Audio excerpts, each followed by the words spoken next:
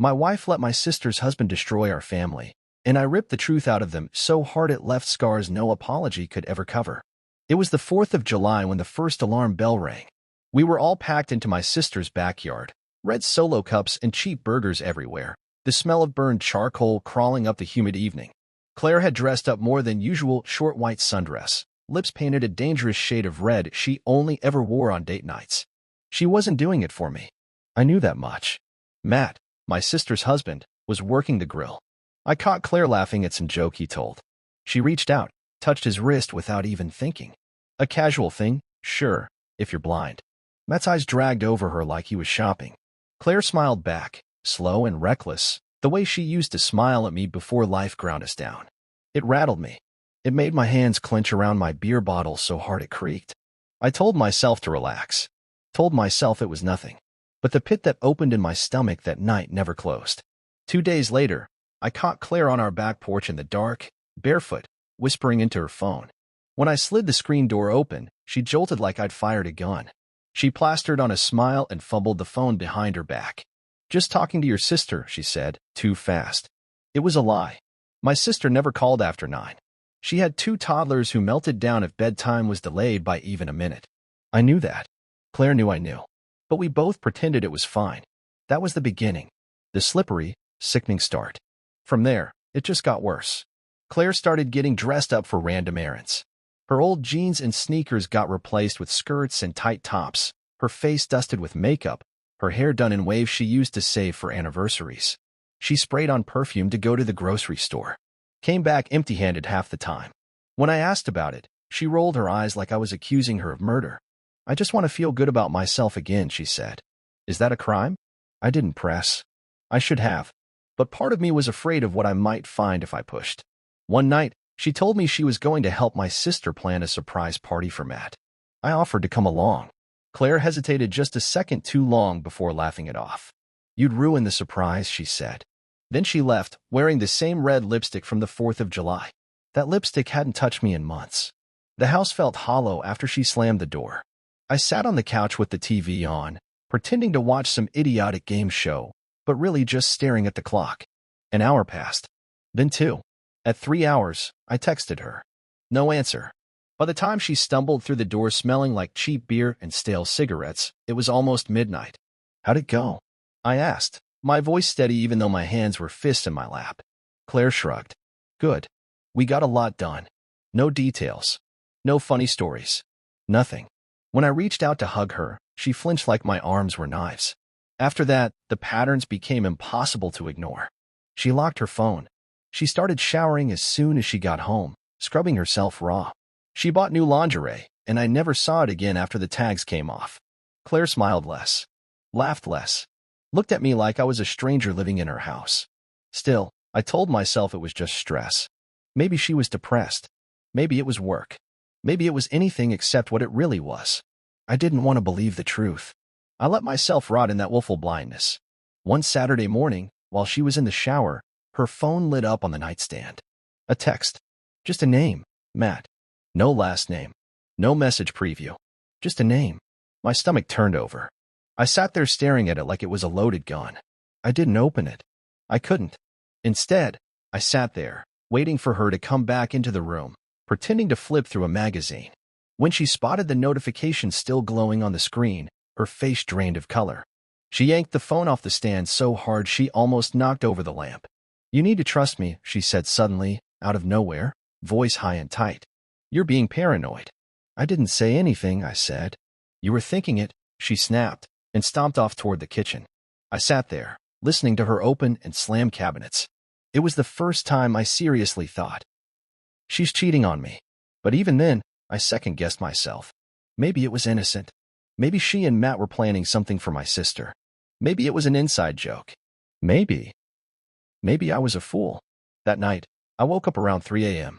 Claire wasn't in bed. I found her sitting on the floor in the hallway, hunched over her phone, thumb flying over the screen. She didn't notice me standing there, watching. In that moment, she didn't look like my wife. She looked like a woman I'd never met. I didn't say anything. I just turned and went back to bed. Pretended I hadn't seen. Pretended I could sleep. The next day, she acted like nothing happened. Made pancakes. laughed too loud at cartoons, wore the silver necklace I'd given her 2 birthdays ago. She was slipping away from me, inch by inch, and I was too scared to grab hold. I started noticing little things after that. Receipts for gas stations 20 miles out of the way. A new playlist full of songs about secrets and lies. Deleted call logs. She smelled different sometimes, like soap that wasn't ours, cologne that didn't belong to me. I told myself it was from shopping at the mall, from hugging friends. Any lie would do, so long as it wasn't the truth. One afternoon, while we were supposed to be watching a movie, Claire fell asleep on the couch. Her phone buzzed on her stomach. She shifted but didn't wake up. I didn't mean to look, but when the screen lit up, I couldn't help myself. There it was again, Matt. No last name, just Matt. I stared at the phone until the screen went black again. Claire sighed in her sleep and turned toward me, mumbling something I couldn't catch. I felt like a ghost sitting there. Invisible. Already dead. I should have grabbed the phone. Should have gone through every message. Should have ripped the truth out of her right then and there. But I didn't. I just sat there, feeling my heart break piece by piece. The next weekend, Claire said she was going shopping with my sister. Wanted to pick out a gift for Matt's upcoming birthday. She left wearing that red lipstick again. I waited an hour after she left, then called my sister. Hey, I said casually. Claire just left. She said you two were meeting at the mall. There was a pause. My sister said. No, I'm home with the kids. She must be meeting someone else. My blood turned to ice. I hung up without another word. Claire had lied. Again. And now the lies were rotting so bad I could smell them. I sat at the kitchen table, staring at the clock, waiting to see if she'd even come home, waiting to decide what I was going to do. The night she came back from her shopping trip was the night something inside me changed. She strolled through the door like nothing was wrong, shopping bags rustling in her hands. New shoes, a blouse, a cologne for Matt, she said, holding it up like a trophy. Got a good deal, she smiled, cheeks flushed from the cold outside. Or from something else. I nodded, forcing a smile so wide my jaw ached. At dinner, Claire talked about everything and nothing. My sister's upcoming party. Some movies she wanted to see. New recipes she wanted to try. Her voice was too high, too bright, like a violin string stretched to its breaking point. I chewed my food like cardboard and told myself it was fine. I told myself it could still be salvaged. Later that night, when she kissed me goodnight, her lips were stiff, dry. She rolled away from me the second the lights went out. I laid there, staring at the ceiling, listening to her breathing even out into sleep, wondering if she was dreaming of me, or him. The next morning, she made me breakfast. Eggs and bacon, toast a little burned at the edges the way I liked it. It was almost enough to make me forget. Almost. But when she reached across the table to hand me the ketchup, I noticed the faintest smear of red polish on her wrist, a shade that didn't match her nails. It matched the lipstick she hadn't worn around me in weeks. Something twisted inside my gut. I wanted to scream, smash my fist through the table, demand the truth. But instead, I thanked her, ate every bite like a good little husband. Because the truth was, I wasn't ready yet. I needed to be sure. The following week was a living nightmare of second-guessing every word out of her mouth. Claire started working late, running errands that lasted 3-4 hours, getting calls she stepped outside to take. Whenever I asked how her day had gone, she answered in half sentences. Fine. Busy. Nothing exciting. Her eyes darted everywhere but my face. She wore her new perfume so thick it gagged me when she walked by. Her underwear drawer grew fuller with lacy, expensive things I'd never seen her wear for me. At night, she was too tired. At breakfast, too distracted. At lunch, too busy texting. I watched her slip away from me inch by agonizing inch. Every laugh she gave me felt rehearsed. Every kiss was a performance. I started drinking more, staying up late after she went to bed, sitting on the couch, scrolling mindlessly, hoping to find something, anything, that made me forget what was happening. One night, I watched her sleep from the hallway, arms tucked tight to her chest like she was protecting herself from me. I thought about shaking her awake, screaming in her face, demanding to know if she loved him, if she ever loved me at all. Instead, I turned away and stared out the window until the sun came up. The paranoia didn't just creep in, it flooded me. I started imagining things. Her perfume lingering in the hallway when I knew she hadn't been there. Her whispering my brother-in-law's name in her sleep. Her phone buzzing in her purse late at night and her rushing to silence it like it was a ticking bomb. I tried to tell myself it was stress, that marriages went through rough patches, that I was seeing shadows that weren't there. But deep down, I knew better. The lies were rotting the foundation out from under my feet. We started fighting over stupid things. Dishes left in the sink, trash not taken out, forgotten groceries. Every argument ended the same way, her calling me controlling, jealous, paranoid. Every time I tried to explain how I felt, she twisted it, made me the villain. "You don't trust me," she said, voice trembling with rage. "You never trusted me." I didn't have the strength to argue anymore. Didn't have the heart. Because maybe she was right. Maybe I hadn't trusted her. Or maybe somewhere deep inside, I had always known she was capable of this. One night, after another blowout over absolutely nothing, I went for a drive. I didn't even know where I was going. I just needed to move, to get away from the house that no longer felt like mine. I ended up at a 24-hour diner, sitting in a cracked red vinyl booth, nursing a cold coffee, watching the clock hands drag across the face like they were drowning in molasses. I thought about calling my sister, asking if she'd noticed anything, if she thought Claire was acting weird. But how could I? How could I ask her if her own husband was sleeping with mine? The thought made me sick. So I sat there until dawn, breathing in the grease and sadness, before dragging myself back home. Claire was still asleep when I got back, curled up in the middle of the bed like she hadn't missed me at all. That was when the doubts started shifting into something sharper, something meaner. The next day, I started checking her mileage, how far she drove, where she said she was going versus how long she was gone. Little things didn't add up. She'd say she went to the grocery store, but the car barely had a mile added to it. She'd say she went shopping across town, but she'd come back with nothing, and the tank would be half empty. I noticed the same names popping up on her caller ID. Matt, Matt, Matt, always Matt. Sometimes she answered right away. Sometimes she waited until she thought I wasn't watching and called him back. One night, while she was in the shower, her phone buzzed again. This time, I picked it up. A message preview flashed across the screen. "Last night was incredible. I can't stop thinking about you." No name, no picture, just that. I almost dropped the phone. My hand was shaking so hard it slipped against the glass screen. I put it down, face down, like it had burned me. When Claire came back into the room, hair dripping, towel wrapped around her, she didn't even glance at me. Just picked up her phone and slipped it into the pocket of her robe. I wanted to scream, wanted to drag her out into the street and make her confess. But I didn't, because I wasn't ready yet. Not yet. The next few days stretched out like a taut wire, every minute trembling with things unspoken. Claire moved through the house like a performer hitting her marks, cooking meals, asking about my day, kissing me goodnight with lips that barely touched my skin. Everything she did was just enough to look normal if you squinted hard enough. But it wasn't normal. I wasn't imagining it anymore. She was careful now. Too careful. Her phone never left her body. If she set it down for even a second, she placed its screen down like it might betray her if left unattended. Her passwords changed overnight. She started logging out of accounts she used to leave open: email, social media, even the stupid grocery store rewards app. And every time Matt's name popped up in conversation, Claire's mouth would twitch before she spoke, like she had to force her face into the right shape. It was a Friday night when it finally broke the surface.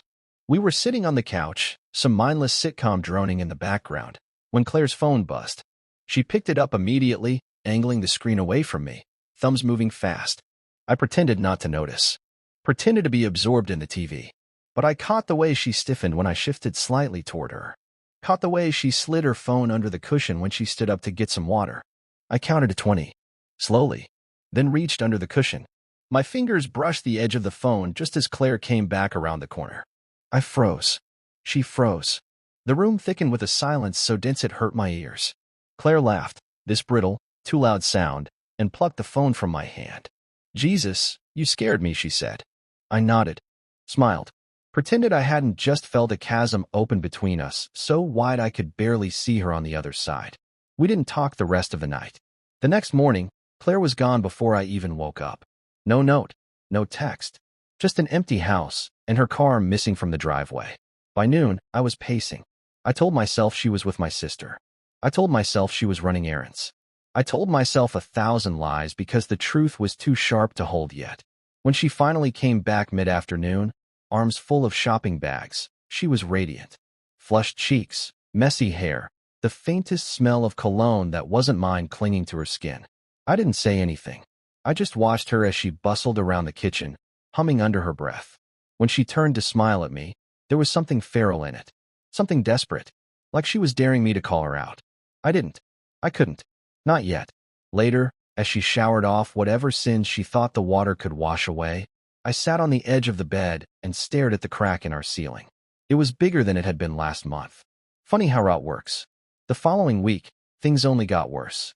Claire became slippery, elusive, always somewhere else, even when she was right in front of me. One night, we sat across from each other at dinner, and she talked about Matt's birthday party like it was just another event to plan. "What do you think about a big group dinner?" she asked, twirling her fork lazily. "Or maybe a weekend getaway. It could be fun." She looked up at me then, eyes shining with a light I hadn't seen directed at me in months. She wanted my blessing, wanted me to help her build the stage where she could parade her lies under the spotlight. I nodded. I told her whatever she wanted was fine, because I wasn't ready to rip it apart yet. Not yet. The weekend after that, Claire announced she had a girls' night planned with my sister. Movie, drinks, maybe some late-night pizza. She said it like she was daring me to question it. I didn't. But when she left the house, something inside me broke. I sat on the couch, staring at the blank TV screen for what felt like hours. Finally, I grabbed my keys and drove. I didn't know where I was going at first, but somehow I ended up outside my sister's house. Lights were on. Kids' toys scattered across the lawn. Her SUV was in the driveway. I parked across the street and watched. 30 minutes passed. An hour. No Claire. Finally, I pulled out my phone and texted my sister. "How's girls' night going?" The typing bubble popped up immediately. Huh? What girls' night? The bottom dropped out of my stomach. I didn't answer. I just started the car and drove back home, hands gripping the wheel so tight my knuckles ached. When I got home, the house was still dark, still empty.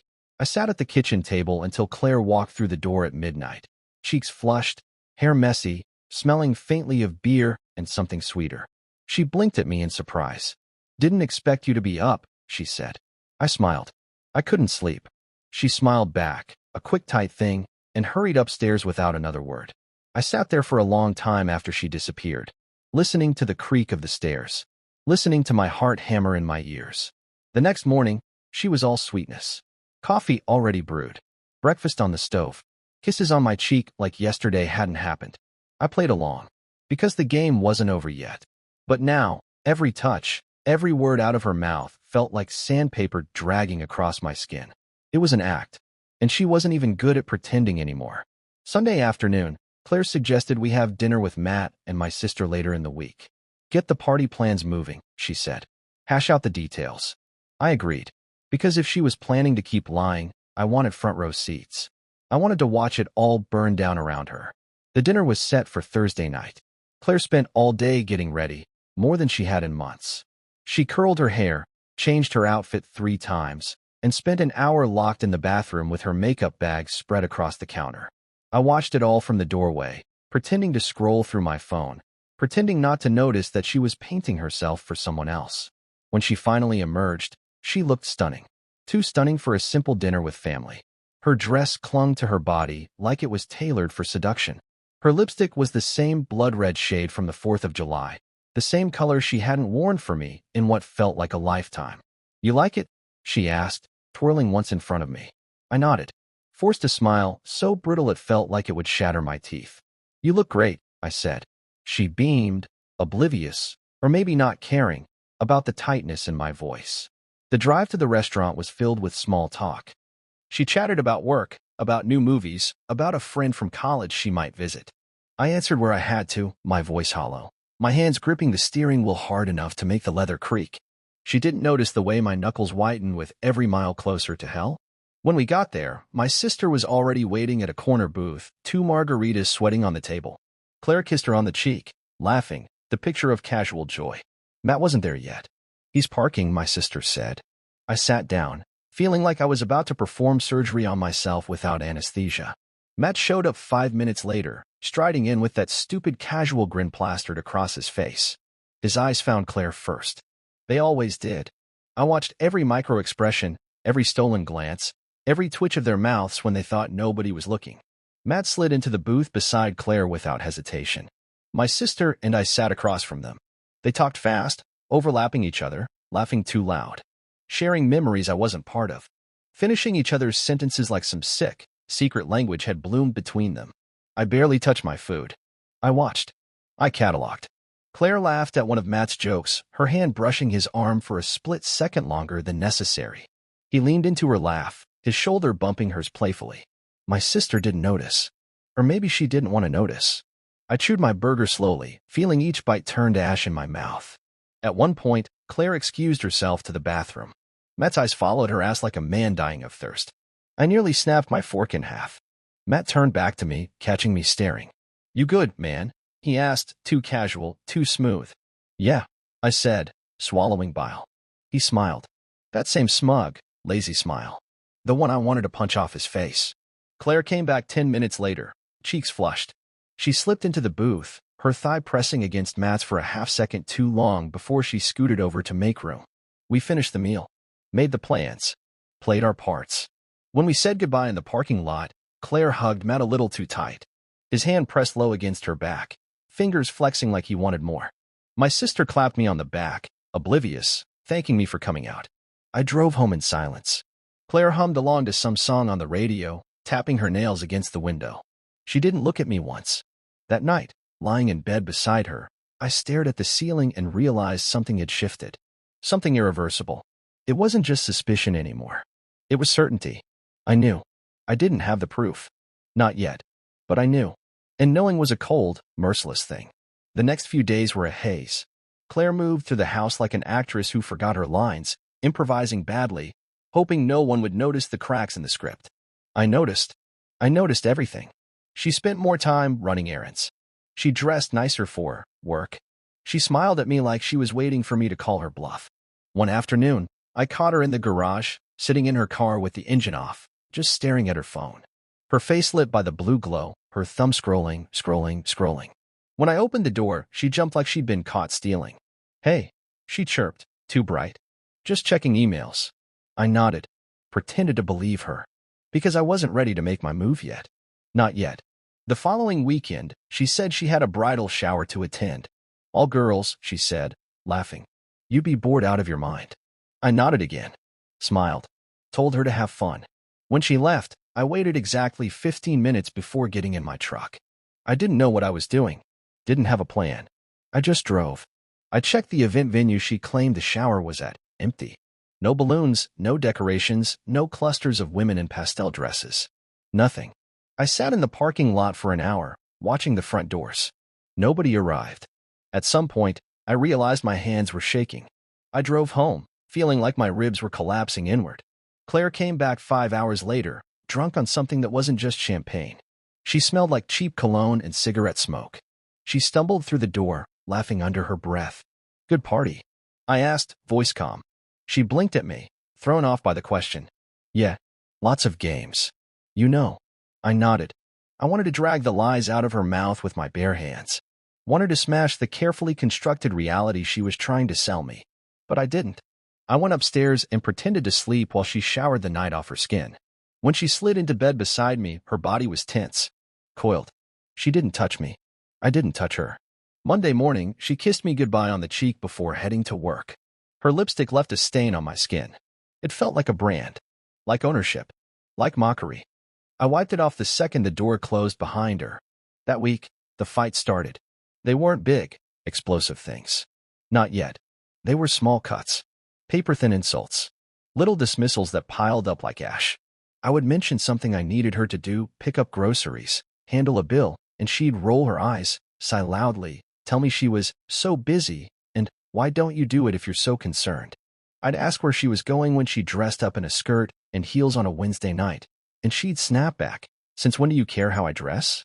One night, after an especially sharp argument about nothing, whether she remembered to pay a parking ticket, she turned to me in the kitchen, hands on her hips, eyes blazing. "God," she spat. "Why are you so paranoid lately?" I stared at her. Really stared. At the flush creeping up her neck. At the way she shifted her weight from foot to foot. At the way her hands trembled just enough to give her away. I shrugged. "Guess I'm just imagining things," I said. She turned away then, shoulders stiff. The cracks were widening, and I was done pretending not to see them. I started staying late at work, started sleeping on the couch some nights, started pulling away the same way she had months ago. Claire didn't protest. She didn't even ask why. She just let me drift. Or maybe she thought she had already replaced me. Maybe she didn't care anymore. The Friday before Matt's birthday party, the one Claire was so desperate to organize, she came home late. Again. No explanation. No apology. She just kicked off her shoes, dropped her purse on the counter, and headed upstairs without a word. I followed a few minutes later, careful, silent. I found her sitting on the edge of the bed, phone in her lap, staring at the wall. She didn't even hear me come in.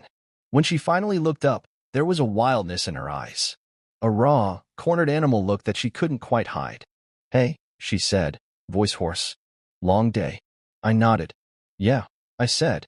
"For both of us." She smiled. Tight. Fragile. And for the first time, I saw it. I saw the guilt. I saw the fear. She wasn't as good at hiding it as she thought. I went to bed beside her that night without touching her, the weight of the coming days pressing down on my chest like a slab of stone. Because the time for pretending was almost over. The time for pretending was ending. And soon, very soon, there would be nothing left between us but the truth. The morning of Matt's birthday party, Claire was electric. She moved through the house like a storm, singing, laughing, double-checking everything. Her hair curled into soft waves, makeup flawless, dress tight enough to cut a man in half. Watching her spin around the kitchen, packing the last of the decorations, I felt nothing. No love. No rage. Just a cold, coiled stillness in my chest. Because this time, I was ready. I had spent the last week preparing. Every night after Claire fell asleep, I combed through her laptop, her emails, her browser history. She was sloppy. Arrogant. She thought she had me so twisted up inside that I wouldn't look too hard. She was wrong. What I found was a firestorm. Hidden email accounts. Private photo folders. Shared playlists between her and Matt with names like Our Secret World. Nothing explicit. No sex tapes. No nudes.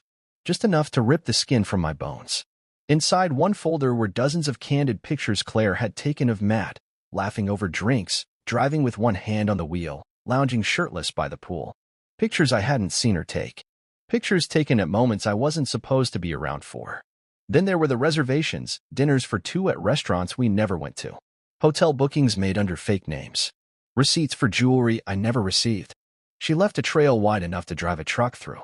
But the final nail, the moment that broke whatever was left inside me, came from a single email. Sent from Claire to Matt. Subject line, counting the minutes. It was short. Just one line.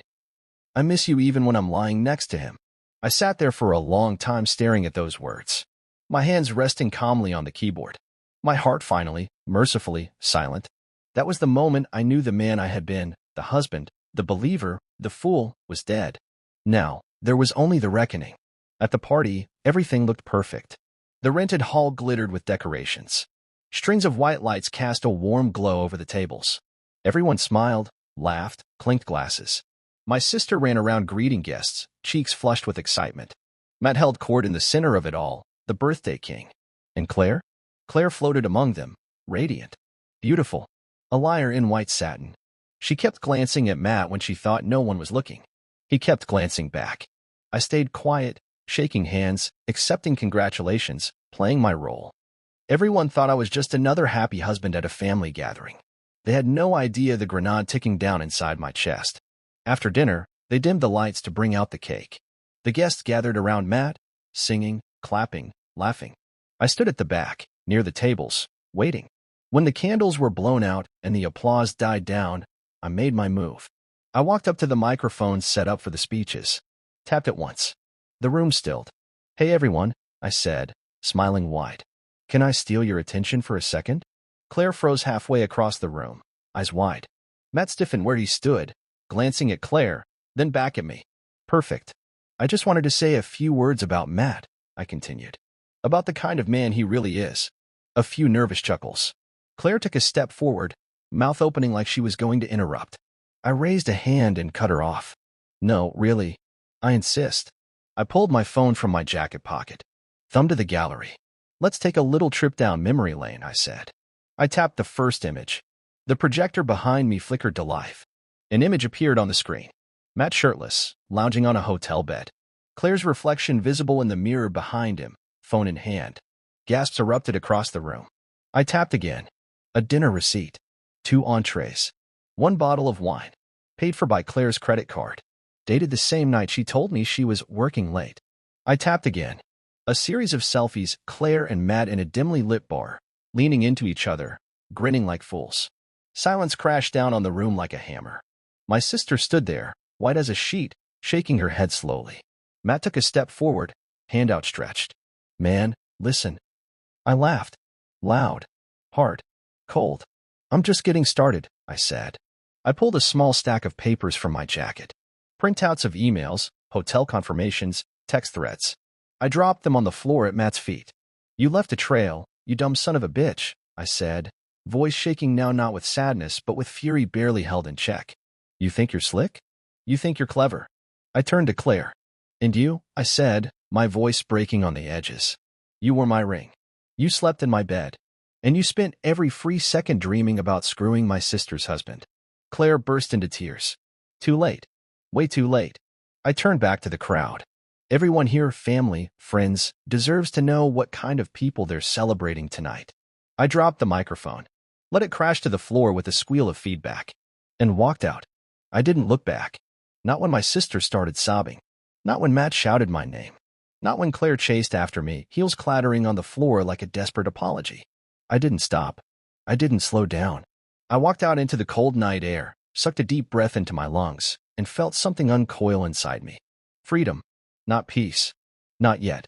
But something close enough to taste. I didn't answer when Claire called me that night. Or the next.